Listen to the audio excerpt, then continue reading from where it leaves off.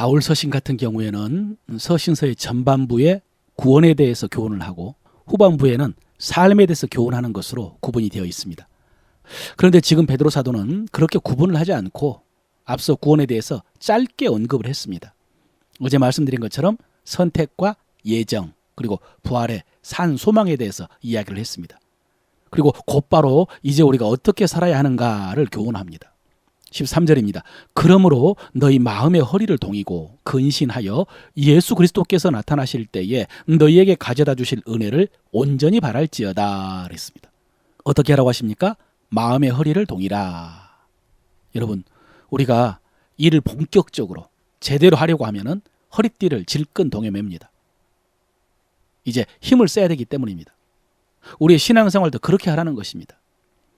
성도들은 지금 고난 가운데 있습니다. 호락호락한 상황이 아닙니다. 그런데 그런 상황에서 믿음을 지켜야 됩니다.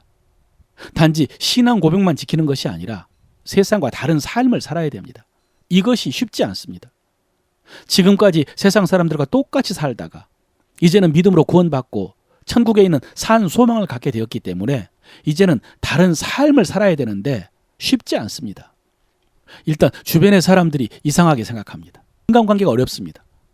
죄의 유혹도 만만치 않습니다. 마귀는 절대로 쉬지 않는다고 했지 않습니까? 절대로 포기하지 않습니다. 온갖 간계로 믿지 못하게 방해할 뿐만 아니라 구원받아 하나님의 자녀가 된 성도들도 할 수만 있으면 미혹한다고 그랬습니다. 그러므로 마음의 허리를 동여 매야 됩니다. 질끈 동여 매야 됩니다. 사랑하는 성도 여러분, 오늘 주신 하나님의 말씀입니다. 마음의 허리를 동이고 마음 단단히 먹고 하루를 시작하시길 바랍니다. 오늘 말씀의 흐름 속에 보면 먼저 미래가 있습니다. 우리가 썩지 않고 쇠하지 않는 유업을 받게 될 것이다 라고 했습니다. 산 소망이죠. 그런데 우리의 과거가 있습니다. 14절에 너희가 전에 알지 못할 때에 따르던 너희 사욕이라고 했습니다. 예전에 사욕을 따라 살았다는 것이죠. 물론 여러분, 우리가 예전에 우상 숭배하며 방탕하게 살지 않았을 수 있습니다. 우리는. 그러나 이전에 후회되는 일을 했을 수는 있습니다. 그런데 오늘 우리는 어떻게 살아야 되나? 우리에게 미래에 산 소망이 있으니까 그 소망을 위해서 그 소망에 맞게 오늘 우리는 예전에 했던 일을 반복하면 안 된다는 것입니다. 어제까지 실패했다고 해도요, 오늘은 마음의 허리를 동이고 근신하면서 이겨내야 됩니다. 다시 말씀드립니다. 혹시 어제까지 실패했다고 해도 오늘은 마음의 허리를 동이고 근신하면서 이겨내야 됩니다. 우리를 부르신 하나님이 거룩하시니 우리도 거룩하라고 하십니다. 죄는 모양이라도 버리라고 하십니다. 특히나 여러분, 우리가 어떻게 죄사함과 용서함을 받았느냐? 우리가 금이나 은 같은 것 주고 죄사함 받은 것이 아닙니다. 금과 은도 귀하지만 우리는 하나님의 아들 어린 양 예수의 보배로운 피로 구속함을 받았습니다.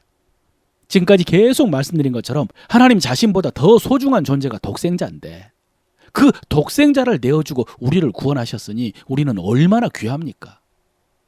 그러므로 우리도 스스로 귀하게 여기고요, 더러운 정욕을 따라 살면 안 되고 거룩하게 살라고 하십니다. 그리고 서로 사랑하며 살라고 하십니다. 그래서 오늘 우리가 입으로 묵상하고 붙들고 살아야 될 말씀은 이것입니다. 나는 금보다 더 귀한 그리스도의 보배로운 피로 구속함을 받았습니다. 그러므로 예전의 사욕이 아니라 거룩함을 따라 살겠습니다. 믿음, 소망, 사랑의 열매를 맺겠습니다. 아멘. 이렇게 믿음과 소망으로 마음의 허리를 동이고 거룩하게 사랑하면서 승리하는 오늘 되시기를 바랍니다.